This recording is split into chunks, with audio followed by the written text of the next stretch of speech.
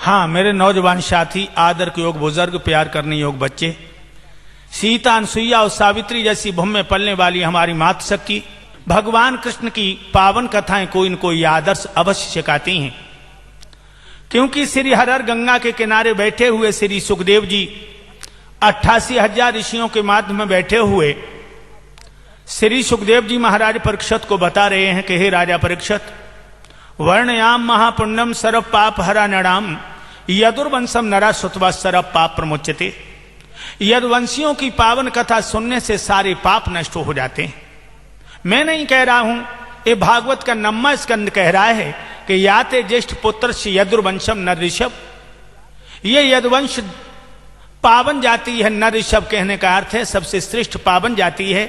इसका वर्णन मैं आपको करके बता रहा हूं कि अनसुईया का पुत्र हुआ चंद्रमा, चंद्रमा के पुत्र हुए हैं बुध, बुध का पुत्र हुआ है पुरुरवा, और पुरुरवा के पुत्र हुए हैं राजा आयु, आयु का पुत्र हुआ है राजा नहुष। ये राजा नहुष बड़े यदुवंशियों में सोमवंशी पावन राजा थे। कैसे राजा थे जरा बता दूं। नीतिबान भूपाल सुनाऊं हाल प्रजा रे राजी, जकिय शकीरत की धोजा रे सूरग में भैया गाजी। बहुत अच्छा राजा, प्रजा को पुत्र के समान वात्सल्य देने वाला। अरे अश्वमेध की खनी बात जब बनी, कहे राजा जी, कहे राजा जी, करिए कुछ एक तो यज्ञ के इंद्र के बने काजी, करिए कुछ एक यज्ञ रे के इंद्र के बने काजी। बेड़े ध्यान रखना दोस्तों, आज महाराज नहुष ने संकल्प किया कि 101 अश्वमेध यज्ञ निर्विघ्न पूर्ण करूंगा, और उसी समय उन्होंने यज्ञ को रचाना शुरू कर दिया। तो जिस समय 101 यज्ञ इसके निर्विघ्न पूर्ण हो गए, उसी समय देवराज इंद्र ने अपने इंद्रासन को छोड़ दिया और राजा नहुष देवताओं का सम्राट इंद्र बन गया। इंद्र किसी का व्यक्तिगत नाम नहीं है। जो अश्वमेध यज्ञ निर्विघ्न 101 पूर्ण कर लेता है वो देवराज इंद्र हो जाता है, इंद्र बन गया। अरे नहुष तो बन गो इंद्र उरे के सुन ले सरदारी,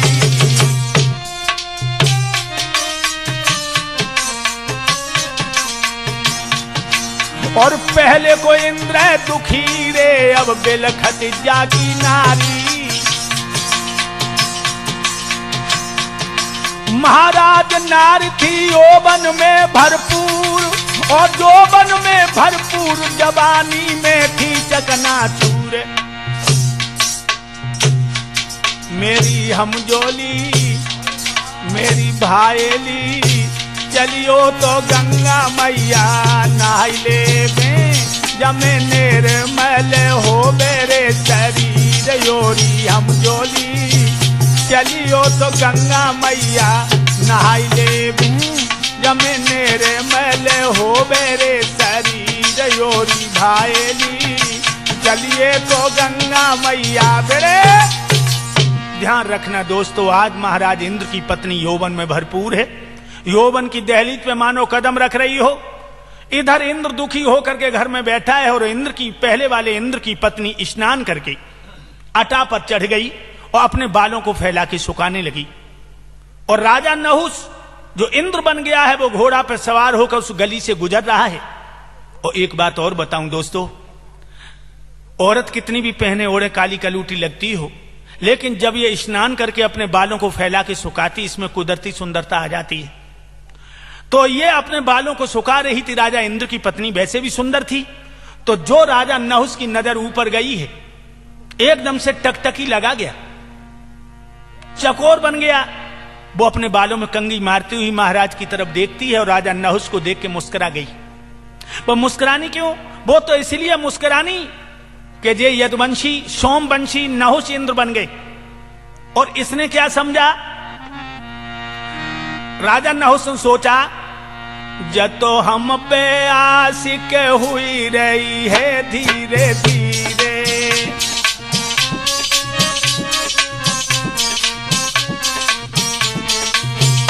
देखिए, कहीं दुश्मन की ओर रीझा करती है, लेकिन विनाश काले विपरीत बुद्धि।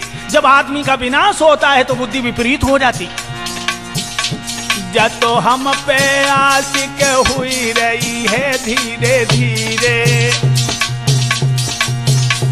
और मेरे प्यार में खोई गई है धीरे धीरे। अरे जवानी के मद को छुई गई है धीरे धीरे, बस तो हम पे आशिक हो गई है धीरे धीरे।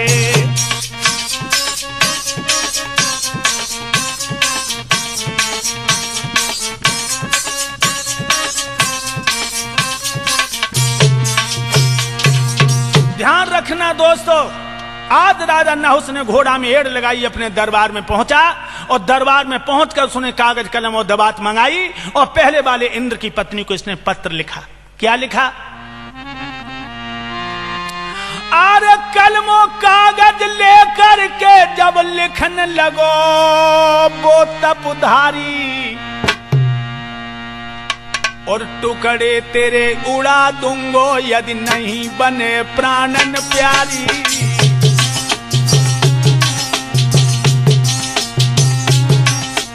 लिख दिया, मेरे दिल की मलका, तुम्हारे रूप को देख के मैं पागल हो गया। मैं तुम्हारे साथ सहवास करना चाहता हूं। अगर तुमने मना कर दिया तो तुम्हें और तुम्हारे पति को जिंदा जमीन में दबा दूंगा। नीचे अपने हस्ताक्षर कर दिए। अरे लिख दिए राजा ने, अरे पाती पाती,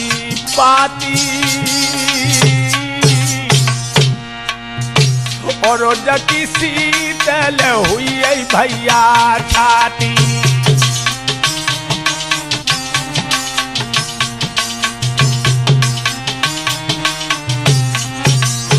आज पत्र में लिख दिया कि मैं तेरे साथ भोग करना चाहता हूं। यह पत्र जिस समय इंद्राणी के पास पहुंचा और जो इंद्राणी ने पत्र को पढ़ा, समझ गई कि इस नहुस की मौत आने वाली है। और यह बात बिल्कुल सच है लोगों। क्या? राजा योगी अग्नि पानी बेस्या बंदर पर नारी है, ओ दिनेश चक्कर में मत आइयो धोखेदारी की यारी है।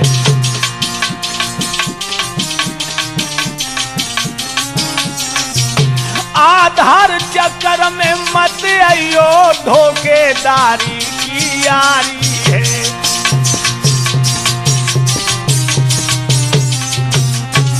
पराई औरत क्या है? पर नारी झूठी पत्तल है, इस पर कुत्ता ललचाते हैं, इस पर कुत्ता ललचाते हैं, इस पर कुत्ता ललचाते हैं। पर नारी ही वो नांगन है, जाई पे खून हो जाते हैं।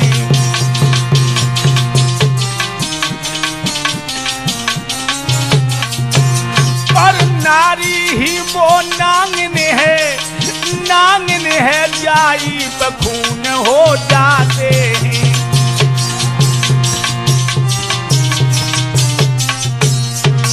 ध्यान रखना दोस्तों, पराई औरत झूठी पत्तल है, लेकिन समझ गए। और एक बात और बता दूं, जब सियार की मौत आती है वो शेर की तरफ दौड़ता है, और जब किसी समझदार आदमी की मौत आती है तो पराई औरत की तरफ दौड़ता है। आज देखिए वो औरत की चांडाल चौकड़ी। वो औरत ने उस पत्र का जवाब बड़े मीठे शब्दों में दिया और कहा कि मेरे हृदय के राजा, तुम्हारे पत्र को पढ़कर के मेरे हृदय की कली खिल गई। सच कह रही हूं, मैंने जब से तुम्हें देखा तब से मैं पागल सी हो गई। काश मेरे पंख होते।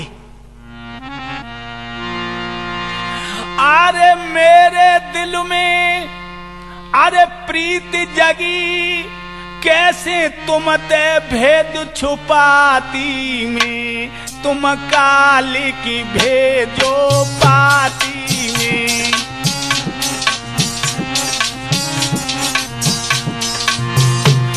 अरे मैं तो आशिक भाई तुम पे और कैसे भेद छुपाती में, दया काल की भेजो पाती में, दया काल की भेजो पाती में, अरे काल की भेजो पाती में।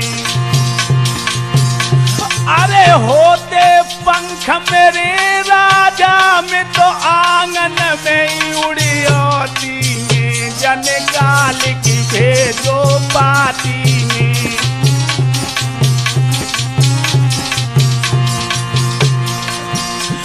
अरे जब देने न लड़े तुमसे तेरे सीने से लग जाती में, जन काल की भेजो पाती में।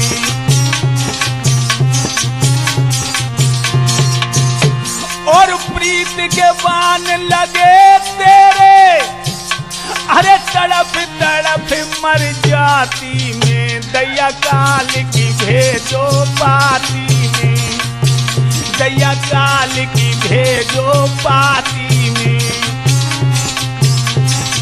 बेटे पत्र में लिख दिया कि मैं तुम्हारे ऊपर पागल हो गई। तुमने पाती में क्या लिखा? मैं तुमसे पहले तुम्हारे ऊपर पागल हूं और मैं तुम्हारे गले से लगने को तैयार हूं, लेकिन मेरी दो शर्तें हैं। और भक्तों उसने शर्तें बड़े क्रम से लिखी। पहली शर्त, जिस पलंग पर तुम मेरे साथ भोग करोगे उसको ब्राह्मण गांठे।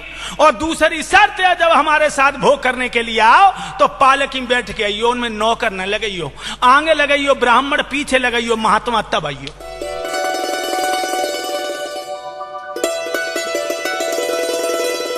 भक्तों जो पत्र पढ़ा है राजा नहुस ने, एकदम आदेश कर दिया है ब्राह्मण और पलंग गांठो। ब्राह्मण पलंग गांठन लगे और ब्राह्मणों ने पलंग गांठ के इंद्र के महरों में पहुंचा दिया। आज पालकी आ गई और पालकी में राजा नहुस बैठ गए, आगे लगे हैं ब्राह्मण और पीछे लगे भोले भाले महात्मा। लेकिन एक बात और बताऊं, बड़ी सुंदर। कौआ अंधो रात में दिन में उल्लू होई, कौआ अंधो रात में और दिन में उल्लू होई रामा, दिन में उल्लू होई रामा, दिल में उल्लू होई।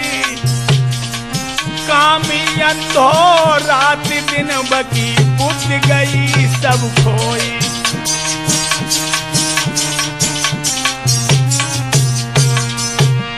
कामी दिनों रात अंधा होता है।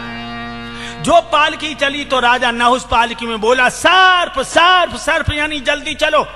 हम चल रहे हैं और फिर भी सर्प सर्प चिल्लाए रहो तो ओरे पापी, अरे अजगर तू हुई जाइए रे बड़ो, अरे पापी अजगर हो जा। साधुन पे बजवा में टहल रे, कर रहो अब संतापी। महाराज ज्ञानु राजा को खुइयो है और दौर सिंह ने श्राप के फौरन अजगर हुइयो है। मजा नहीं पर नारी की यारी में, अरे राजा हुइयो सांप। मजा नहीं पर नारी की यारी में, अरे राजा बनियो सांप। मजा नहीं पर त्रिया की यारी में, हाय पल में हुइयो सांप। मजा नहीं ए परत्रिया की यारी में, अरे परत्रिया की यारी में, अरे राजा हुई ओ सांप। मजा नहीं परत्रिया की यारी में, राजा हुई ओ सांप। मजा नहीं। राजा नहुस अजगर हो गई। समझिए दोस्तों लोगों, उन्हीं राजा नहुस के पुत्र हुए राजा याद, जो प्रागराज इलाहाबाद के राजा हैं। राजा याद सोमवंशी राजा, यदुवंशियों में शिरोमण राजा थे। और लोगों तुमने नाम सुना होगा शुक्राचार्य जी। शुक्राचार्य जी ये ब्राह्मण थे लेकिन वेदों के प्रकांड पंडित। इनके अंदर सबसे बड़ा दोष एक ही था कि ये दैत्यों के गुरु थे, राक्षसों के गुरु। ये अपने चेला विश्वकर्मा की राजधानी में रहते हैं। तो शुक्राचार्य की लड़की का नाम है देवयानी और विश्वकर्मा जो राजा है इसकी लड़की का नाम है शर्मिष्ठा। दोनों लड़कियों में बड़ा प्रेम है। खाएं तो संग, जाएं तो संग, गाएं तो संग। एक मिनट को जो छोरियां अलग नहीं होती। अति सुंदर भोली भाली हैं, बड़े लाड चावते पाली हैं।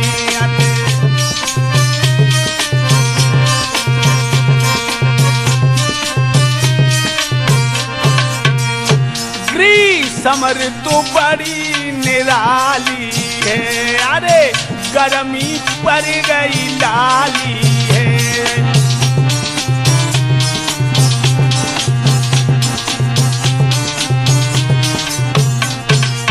ध्यान रखना दोस्तों, इन लड़कियों में बड़ा प्रेम है। इनकी उम्र कितनी हो है? हमारी समझ में ऐसी हो है 17-18 साल की। दोस्तों ग्रीष्म ऋतु है, गर्मी का समय है, बादन बरी हवा नहीं चले, पसीना में सब कपड़ा तरबतर हुई है।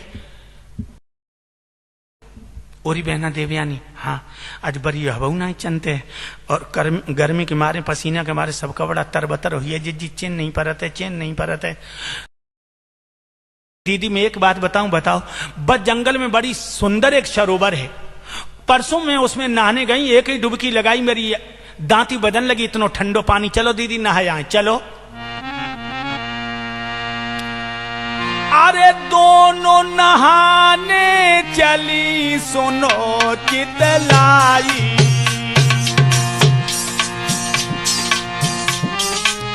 दोनों नहाने चली, सुनो चितलाई। शर्मिष्ठा देवयानी गई, सरोवर पे आई, अब दोनों लली गई आई। जब दोनों सरोवर पे आ गई, भक्तों तो आपस में गप्पे लड़ाती आई, उन्हें दूसरे लहंगाओं की याद नहीं रही। अब शर्मिष्ठा बोली, ओरी दीदी हाय, हम तुम बातें करती चली आई, दूसरे लहंगा लाइन आया, नहा करके बदलोगी क्या?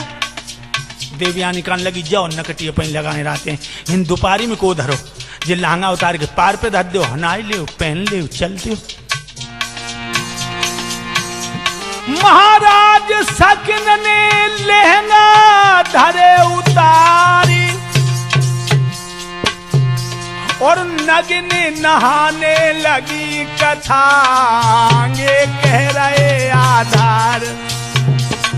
लड़कियां पानी में डुबकी दे रही हैं, हंसी हंसी रही बामें खेल, जे लड़कियां पानी में खेल मचाए रही हैं, अब रही एक दूजे को ठेल, जे लड़कियां।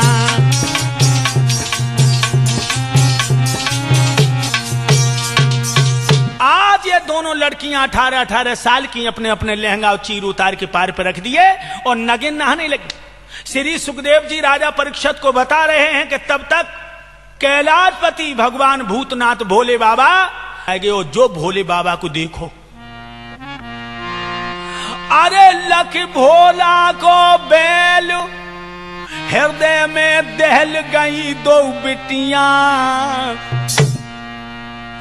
अरे मैं रही हूं नगिन नहाई रे खोल के अपनी चुटियां, अरे चोटी को खोले हुए मैं नगिन नहा रही हूं। अरे भोला की निगाह पर गई, श्राप धरती है, न चिंता बापे न चिंता व्यापे। अब शर्मिष्ठा देवयानी रे पानी में थर थर कांपे, अब शर्मिष्ठा देवयानी रे पानी में थर थर कांपे। बेटे आज ये दोनों लड़कियां पानी में व्याकुल हो गईं और कहने लगी, हाय अब क्या होगा? अगर भगवान भूतनाथ ने हम तुमको नगिन देख लिया तो श्राप दे देंगे। देवयानी कान लगी, मरी का जाती, डुबकी लगाए ले। देवयानी की बात सुनकर शर्मिष्ठा बोली, अरे पगली तू नहीं जानत है, भोले बाबा है सनकी, कऊ पेड़ के नीचे बैठ के डमरू बजान लगे तो डुबकी लगाए मर जाए। तासो दीदी चलो कपड़ा पहने। भक्तों ने दोनों लड़कियां तेजी से कपड़ों पे झपटी, मगर हुआ क्या? अरे अदला बदली हुई गई रे वस्त्रन की भैया छिन में, जल गति में, तीव्र गति में उनके कपड़ों की अदला बदली हो गई। देवयानी का लहंगा शर्मिष्ठा ने पहन लिया, शर्मिष्ठा का लहंगा देवयानी ने, और अदला बदली हुई रे वस्त्रों की भैया छिन में। अपनो लहंगा लख शर्मिष्ठा तो जल गई एकदम मन में। महाराज शर्मिष्ठा कहने लगी ललकार, और मेरो लहंगा क्यों पहनो बतलाए दे अरी छिनालू। क्रोध में शर्मिष्ठा आज जल गई है, जगे आंखें से बरसी आग। क्रोध में शर्मिष्ठा आज जल गई है, आंखें से बरसी आग। क्रोध में एकदम से शर्मिष्ठा के आंखों में खून उतर आया और एकदम जवाब दिया, क्यों री तूने मेरा लहंगा क्यों पहना? देवयानी कहने लगी, बहना जानबूझ के तो पहन नहीं लो, जो इतनी गर्म होती हो तुम्हारी किस्म कबों को तुम्हें इतने बुरे बोलन लगती हो कि तुम्हें वो पेट फटे जाते। शर्मिष्ठा कहने लगी, कुत्ता को प्यार दूंगी मुंह चाटेगा? तेरा बाप हमारे बाप के टुकड़ों पे पलने वाला, फिर तेरी हिम्मत कैसे पड़ी मेरा लहंगा पहन लिया? देवयानी कहने लगी, तू चटकी काय गुजाती, लहंगा को कछु घिस तो नहीं गो, तुमने मेरो पहन लो, हमने तुम्हारो पहन लो। अच्छा, इतनी जो बात सुनी शर्मिष्ठा ने क्या किया? अरे आगे बढ़ शर्मिष्ठा ने गालों में तमाचो दियो, और लगो गाल में जाए रे भबकियो बाको हियो। महाराज दो उसने भी तमाचो मार, ओ झगड़ा अब खिल गयो कि पंचो बढ़ गई है तकरारी। दोनों लड़की चिड़ी सी भिड़ गई है, न कोई बचैया आए के। दोनों लड़की चिड़िया सी भिड़ गई है, नहीं कोई बचैया आई के। दोनों लड़की चिड़िया सी भिड़ गई है, नहीं कोई बचैया आई के। दोनों आज जब शर्मिष्ठा ने तमाचा दिया तो देवयानी ने भी तमाचा दिया। अब तो दोनों लड़कियां आपस में भिड़ गईं, और भक्तों शर्मिष्ठा ने देवयानी के पंजा में पंजा फंसा लिया। तो वो राजा की लड़की पौष्टिक भोजन करने वाली और जब गरीब ब्राह्मण की छोरी, सो भक्तों ने पंजा तोड़ना शुरू कर दिया। देवयानी पीछे हटने लगी, बहना टूट गो टूट गो टूट गो। पीछे था कुआ। भक्तों जब ब्राह्मण की छोरी जम कुआ में चली गई, कुआ में डाल करके चली आई है शर्मिष्ठा। हाय हाय, आज गरीबी को सारी रात कुआ में हो गई। लोगों, सुबह हुआ, यदुवंशी महाराज यात घोड़ा पर सवार होकर के जब जंगल में शिकार के लिए निकले, और घोड़ा जब कुआ के पास से होकर के निकला और घोड़ा की टापन की आवाज जो देवयानी ने कुआ में सुनी है, तो देवयानी कुआ से बोली, ओ घोड़ा बाले, ओ घोड़ा बाले, मुझे निकाल ले ओ घोड़ा बाले। क्या बोली? ओ बटोई तनक आओ आओ, मेरी आकर के जाने बचाओ बटोई। मैं इधर हूँ कुआ में, मैं इधर हूँ कुआ में। ओ बटोई बटोई,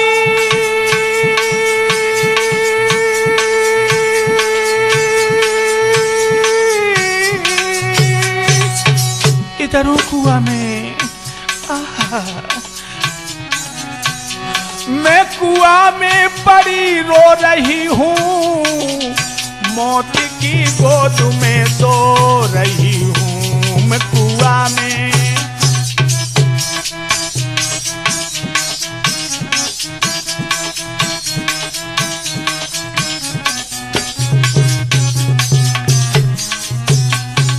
बोली, मेरी जान बचा ले परदेसी, मेरी जान बचा ले परदेसी। एक दुखिया मरी जा रही, कहाँ हो तुम?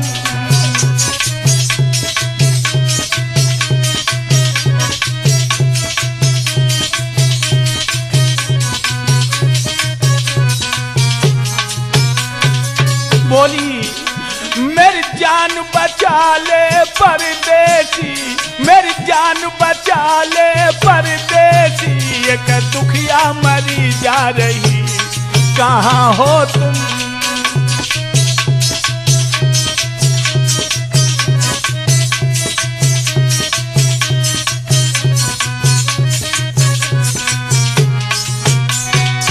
मैं इधर हूं कुआं में।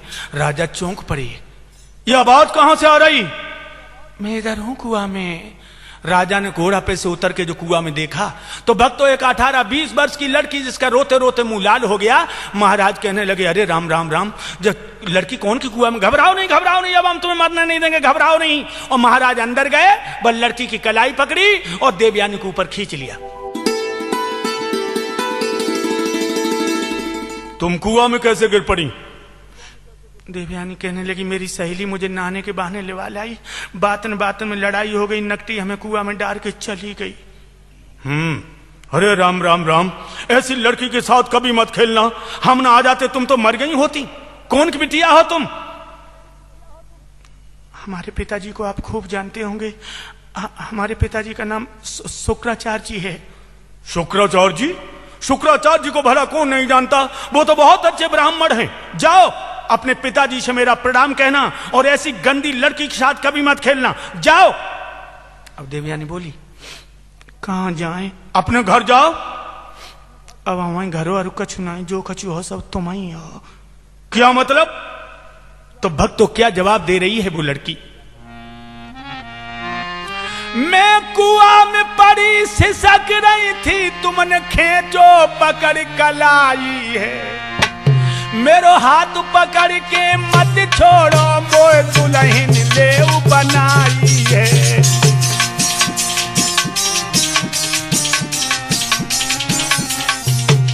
डगरपन घटकी बड़ी कठिन है, डगरपन घटकी बहुत कठिन है, डगरपन घटकी बड़ी कठिन है, डगरपन घटकी। बेड़े, हाँ क्या कह रही हो तुम? क्या पागल हो गई तुम? आपने कुआं में से मुझे निकाला। आर नारी एक बार जिसको अपनी कलाई दे देती है, फिर वो कलाई किसी और को नहीं देती। महाराज याद कहने लगे, पागल हो तुम? अरे का पागल हुई आई नारी, अरे का पागल हुई गई नारी, नारी गजब भव नारी के हाई तू नारी, और तेरा बाप बड़ो है तपधारी।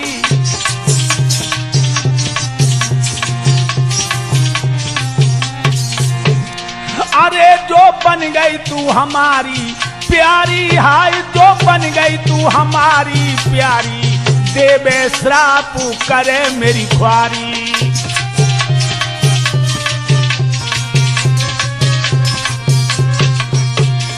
अरे जो बन गई तू हमारी प्यारी, दी है श्राप करे मेरी ख्वारी।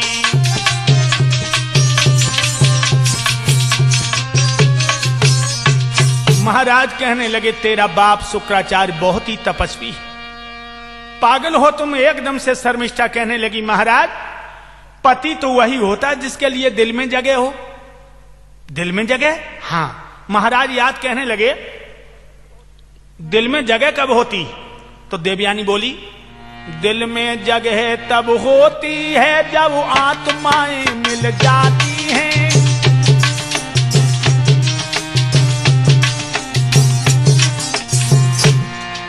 दिल में जगह तब होती है जब आत्माएं मिल जाती हैं। वो प्रीति रीत की धाराएं दिल से ही दिल में आती हैं।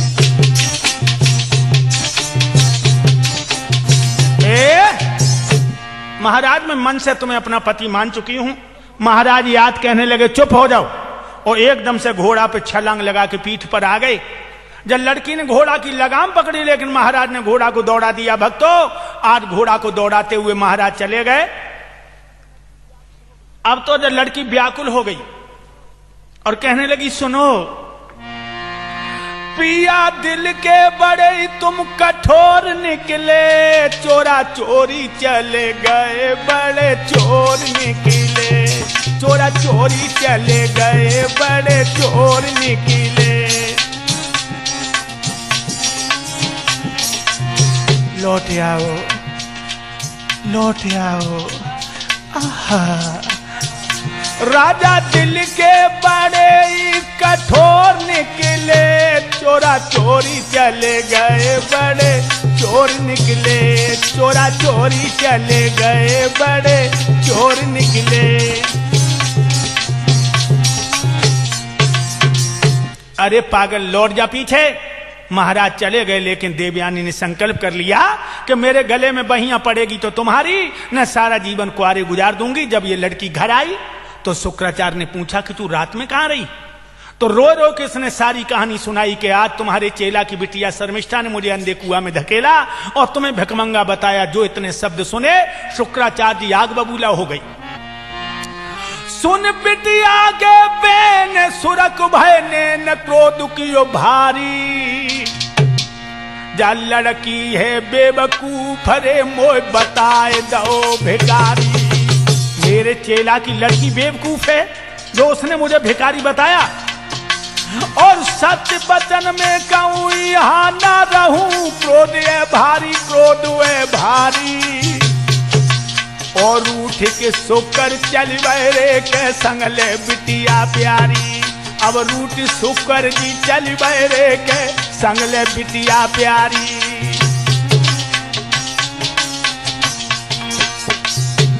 जब राजा ने सुन पाई है बूतो चरण गिरो भेराई है। जब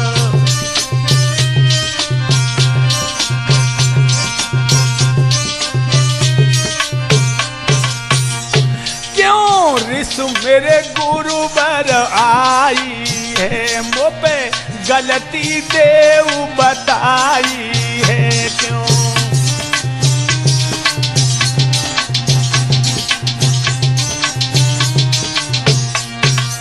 आज पैर पकड़ लिए और शुक्राचार्य से विश्वकर्मा कहने लगा कि महाराज कौन सी गलती है जो तुम रूठ के चल दिए? तो एकदम से विश्वकर्मा से महाराज कहने लगे शुक्राचार्य जी, नालायक तेरी बिटिया ने, बता दूं गलती, और नालायक तेरी बिटिया ने भिखमंगा हमें बताओ है, भिखमंगा हमें बताओ है। और मेरी लली को नगटी ने अंधे तो कुआं में गिराओ है, अंधे तो कुआं में गिराओ है।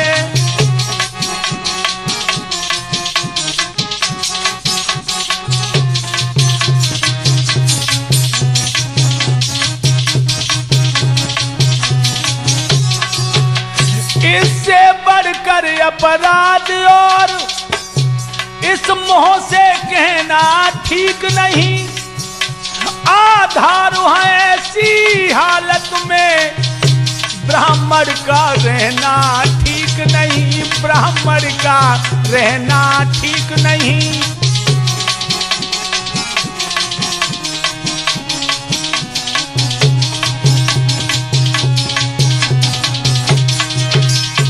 तेरी लड़की ने मेरी बिटिया को अंधे कुआं में धकेला, हमें भिखमंगा बताया, इससे बड़ा अपराध और क्या हो सकता? विश्वकर्मा कहने लगा गुरुदेव भूल तो लड़की पर हो गई, लेकिन हमें गलती की सजा दे दो।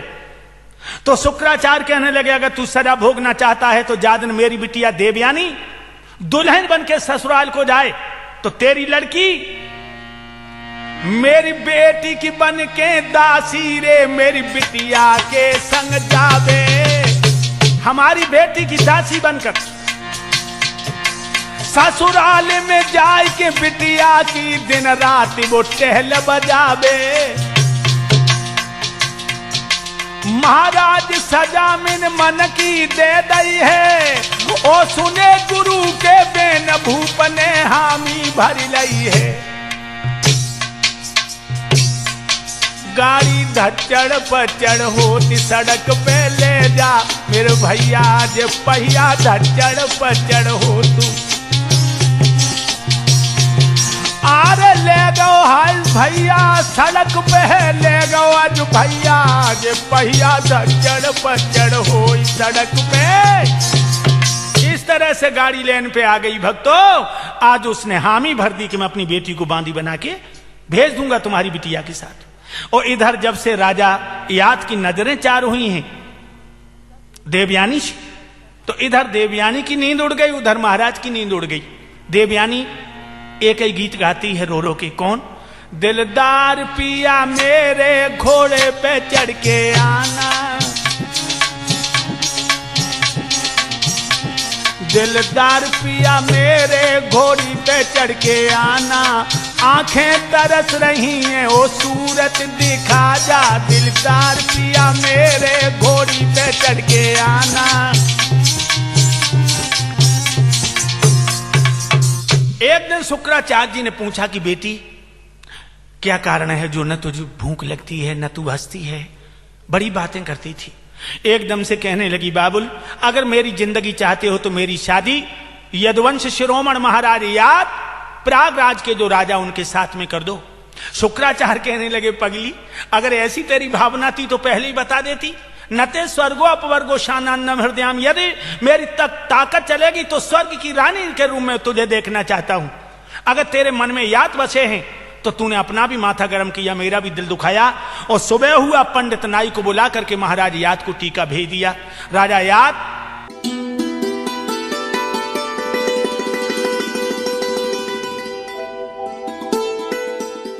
शादी की तिथि निश्चित हो गई, टीका को स्वीकार करके बारात लेकर के आ गए शुक्राचार्य जी के दरवाजे पर। आर्ष कन्याएं इकट्ठी हो गई हैं, दरवाजा हुआ, जन्माशा बताया, दुल्हन बन गई देवयानी, दूल्हा बन गए यदुवंशी याद, और भामरें पढ़ने लगी हैं, सखियां भामरें गा रही हैं।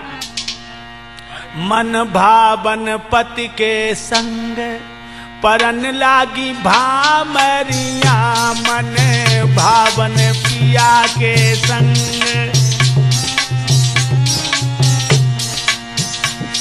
अरे पहली भामर पढ़ के जब दूजी पे नंबर आओ, पहली भामर पढ़ के जब दूजी पे नंबर आओ, तीजी भामर पूरी पड़ गई सबई को दिल हर्षाओ। परन लागी हरे हरे परन लागी भामरिया, मन भावन पिया के संग। तीजी भामर पढ़ के जब चौथी पे नंबर आओ, पांचवी भामर पूरी पड़ गई, देवतन ने रंग बरसाओ। पढ़न लागी हरे हरे पढ़न लागी भामरिया, मन भावन पिया के संग। ये पांचवी भामर पढ़ के जब छठवीं पे नंबर आओ, सातवीं भामर पूरी पड़ गई, आधार को दिलो हरसाओ। लली हुई गई साजन की, मन भावन पिया के संग। लली भई बालम की, मन भावन पिया के संग। बबुली भई बबुआ की, मन भावन पति के संग। परन लागी भामरिया, मन भावन पिया के संग। बेड़े भामरे पड़ गई भक्तों। आज गोना करा के महाराज याद जब चले हैं तो शुक्राचार्य ने कहा, विश्वरवा ला अपनी लड़की और बांदी बना के भेज मेरी बेटी के साथ। भक्तों उसी समय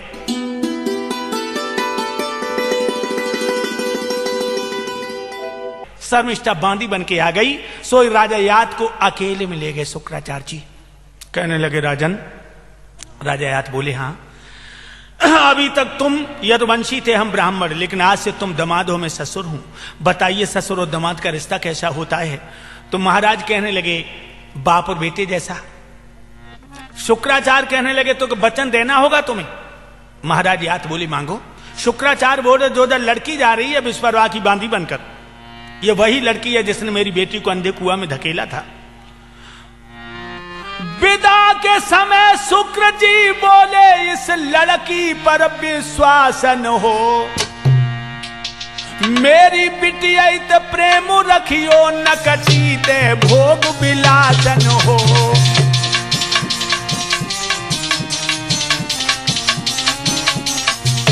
मेरी बिटिया से प्रेम रखना, नकटी से भोग विलासन हो।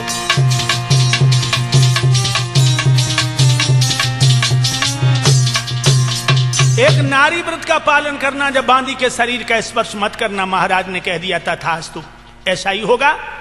आ गए दोनों डोला महाराज प्रयागराज में। एक महल में शर्मिष्ठा को रोक दिया 5000 दासियों के साथ में, और एक महल में देवयानी को रोक दिया 10,000 दासियों के साथ में। समझिए लोगों, ये किस्मत का करिश्मा है कि कहां राजा की लड़की बांदी बन गई और कहां भिखमंगा ब्राह्मण की छोरी रानी बन गई।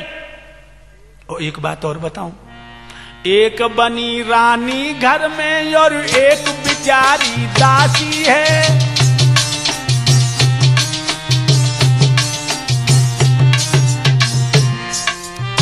एक बनी रानी घर में और एक बेचारी दासी है। एक पति के प्यार में मगन रहे, आधार एक है प्यासी है।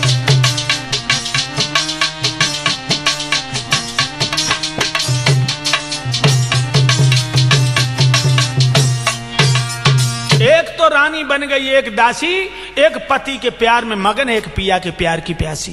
एक दिन की बात बताएं दोस्तों, शर्मिष्ठा मासिक धर्म से निवृत्त हुई। जब मासिक धर्म से निवृत्त हुई तो 16 श्रृंगार करके जब दरवाजे पर खड़ी हो गई। राजा की लड़की सुंदर तो थी और श्रृंगार करके वो खड़ी हुई, और महाराज याद घोड़ा पर सवार होकर गली से होकर निकले, और जो सामने घोड़ा मकान के दरवाजे के आया तो उस लड़की ने क्या किया, रानी ने अपने मुखड़ा को खिड़की के बाहर उजकाया, तो आधारन दिल में ये समझी बादल से चांद निकल आया। अब दिनेशन दिल में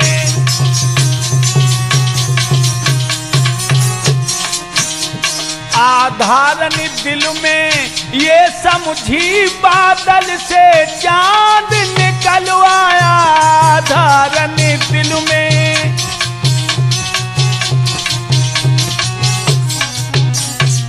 भक्तों, जो उसने घूंघट उठाया तो राजा को ऐसा प्रतीत हुआ मानो बादल की ओट में से चंद्रमा निकल आया। महाराज ने घोड़ा रोके दो, और घोड़ा बैठे बैठे बोले कैसी खड़ी हो, चित्त तो प्रसन्न है। शर्मिष्ठा कहने लगी तुम्हें हमते मतलब का है, 5 सालें जब घर में हो गई, हमारे हाथों को एक लोटा पानी पी लेते तो पेट को भभू को निकल जातो। राजा ने कहा गोरी तुम तो पानी की बात करती हो, मैं भोजन तक करता, लेकिन शुक्राचार्य इतना खतरनाक ब्राह्मण है कि वो हमारे जीवन को तबाह कर देगा।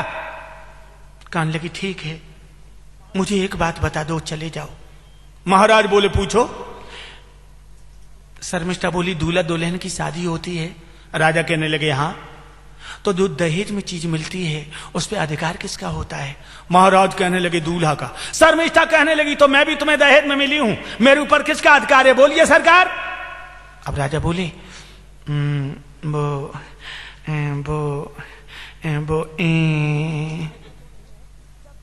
ये मेरी बात का उत्तर तो नहीं है। जब दूल्हा दुल्हन की शादी होती है, जो दहेज में चीज मिलती है उस पर दूल्हा का अधिकार है, तो मैं भी तुम्हें दहेज में मिला हूं, मेरे ऊपर किसका अधिकार है, बोलिए सरकार। राजा बोले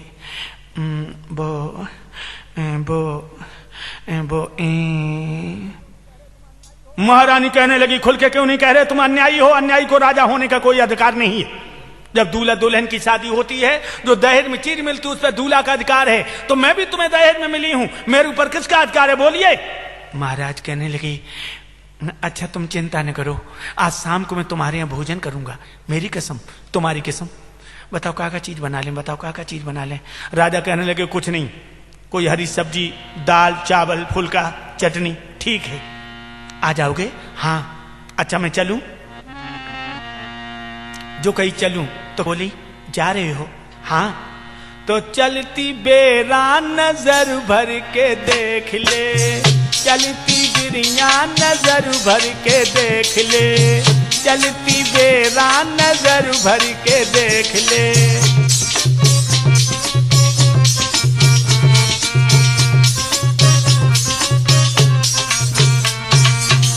नाम गोरी नाम काली, नाम गोरी पिया नाम काली, नाम काली।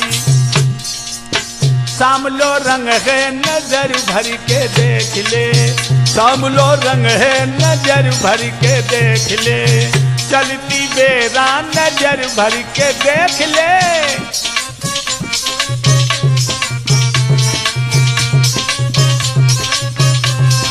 बेटे महाराज चले गए दोस्तों, सारे दिन मुकदमा किया।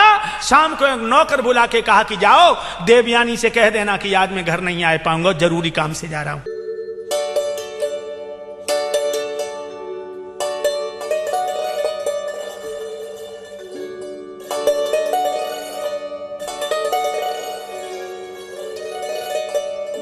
शुक्राचार्य की लड़की निश्चिंत हो गई कि महाराज कहीं बाहर गए होंगे। और जो शाम हुआ महाराज शर्मिष्ठा के आंगन में पहुंचे हैं, और जो शर्मिष्ठा ने अपने हृदय के सम्राट को देखा है, हाय हाय जब मालूम पड़ी मन प्राण पड़ी है। आवत देखे पिया मंगन बोहिया खुशी बई भारी, गे हाथ बलम को ले गई रे प्राणन भैया प्यारी। भीतर ले गई आंगन में, आंगन में अरे सुंदर पलंगा है रे आंगना में, बढ़िया पकड़ लो तो बैठारी काहे। अरे लेके बिजनिया मोर पंख की बिटिया धोरन लगी प्यारी। बेटे बहुत सुंदर पलंग डाल के देवयानी की सौत ने शर्मिष्ठा ने राजा याद को बिठा लिया, भोजन कराए। और भोजन कराने के बाद दूध की फैन जैसी सेज पे लेटा लिया, धीरे धीरे पैर दाबने लगी। तो लोगों खुद ही विचार करो, मानुष के कर्म कुकर्मों का आखिर कितने दिन गुमान हो। आधार जब बहुत असंभव है, अरे आग लगे और धुआं न हो।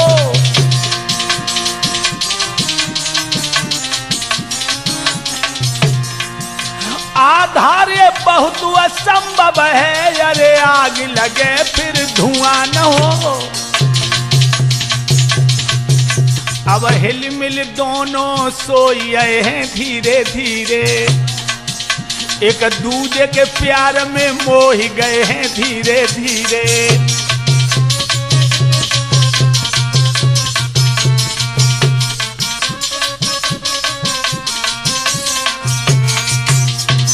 भव सबेरो भूप जब रमिया हुई, सबेरो है गौ सबेरो राजा रमियो, राजा रमियो।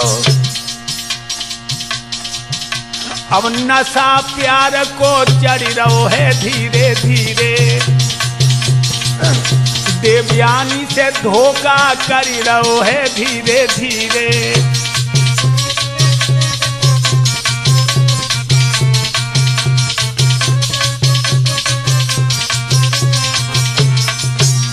भक्तों सुबह महाराज चले गए और धीरे धीरे तीसरे दिन चौथे दिन महारानी शर्मिष्ठा के आंगन में रात बिताने लगे।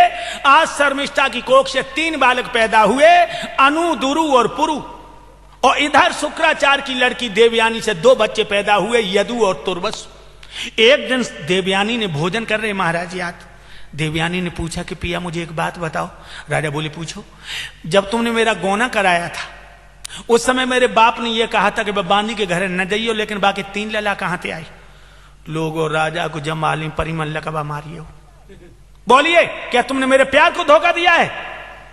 राजा कहने लगे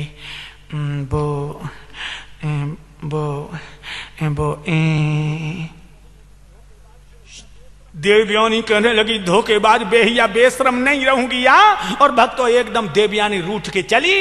राजा यातनी औरत के दोनों पैर पकड़ लिए। लेकिन दोस्तों धोखा खाई भाई औरत और चोट खाई भाई नागिन को भगवान भी नहीं मना सकता। बाने लात दई महाराज की नाक में, नाक ही पकड़े रह गए, निकल गई। और जाकर के राजा को आंगन छोड़ करके अपने मैके में महाराज शुक्राचार्य जी के आंगन में पछाड़ खा के गिर पड़ी। शुक्राचार्य बोले क्या बात है बेटी, क्या बात है। तो रोए के बोली बाबुल बेवफा को दे के दिल, बेवफा को दे के दिल पछता रही हूं मैं। अपने किए की सजा, अपने किए की सजा पा रही हूं मैं। अपने किए की सजा। बेवफा को देख दिल पछता रही हूं मैं, अपने किए की सजा, अपने किए की सजा पा रही हूं मैं, अपने पिए की सजा।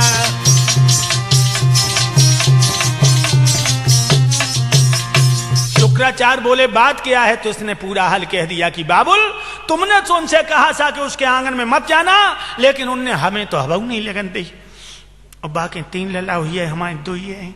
शुक्राचार्य की आंखों में खून उतर आया, धमनियों का गरम गरम खून उबल पड़ा और कहने लगे, अरे यदुवंशी तू ब्राह्मण की ज्वाला को नहीं जानता। हाथ में जल लिया और श्राप दे दिया, जिस यौवन के मद में तूने दासी से नाता जोड़ा है, जिस यौवन के मद में तूने मेरे वादे को तोड़ा है, मैं कहता हूं सुजौवन को अब तेरा ही मद खा जाए, औरत की तो मिन सत्य रहे तो तुरंत बुढ़ापा आ जाए। क्या हुआ? धोखे में बजरिया लुट गई है, धोखे में बजरिया लुट गई है, और बूढ़े भय आधार, धोखे में बजरिया लुट गई है।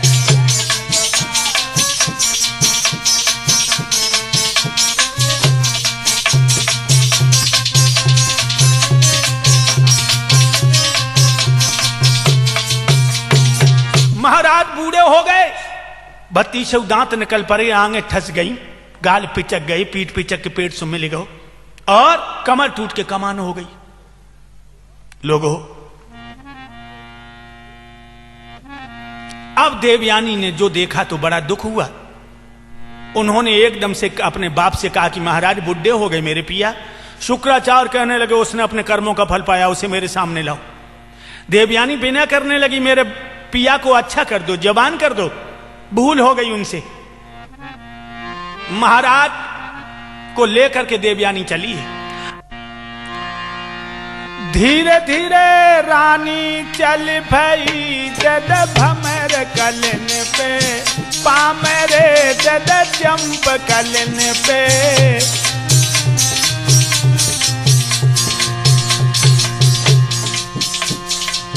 अपने दुल्हा को पकड़ के बाबुल ढिगुआ गई, अब बेटी बाबुल ढिगुआ गई।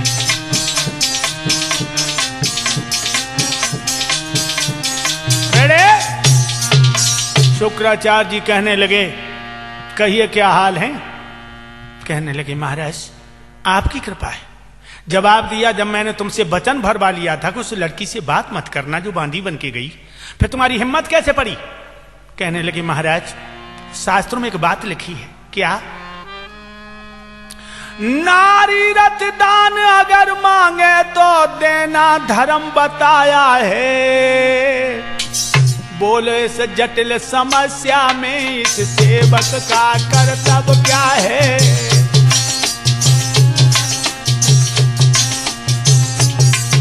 प्रेम की भीख दे डाली है उस आशाए प्रेम दीवानी को, पानी प्यार को पिलाए दो है बा प्रेम पियासी रानी को।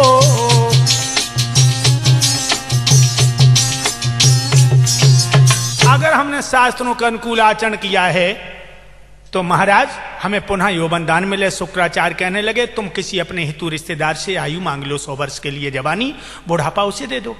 महाराज गए हैं, रिश्तेदारों को बुलाया, सबने मना कर दिया। बड़े बेटा यदु के पास गए हैं तो यदु ने मना कर दिया। इस तरह से चारों बच्चों ने मना कर दिया। सबसे छोटा बच्चा जो पुरु है वो कहने लगा कि पिताजी मेरी देश सने मैया पई के प्रेम की निशानी है। बाबुल तई मिलो लड़कपन है, बाबुल से ही मिली जवानी है।